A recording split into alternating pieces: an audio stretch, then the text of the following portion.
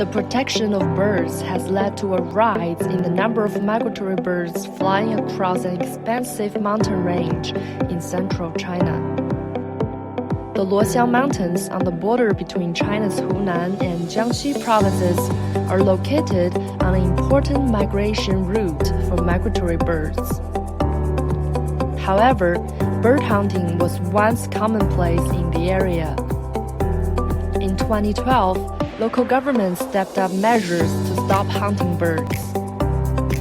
In the same year, the first rescue station for migratory birds was set up in Yanling County, which has since been operating around the clock. And many villagers have become rangers for the birds' protection. 这几年来，随着大家的保护意识的增强，打鸟的行为基本上没有。在一个候鸟迁徙的高峰期啊，这里的鸟都是遮天蔽日的，源源不断的，很壮观。我们看到很高兴。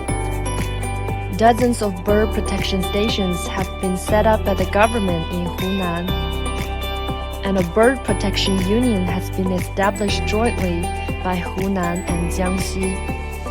现在通过那个候鸟联盟，还有政府的大力支持，杜绝了那个捕鸟的现象。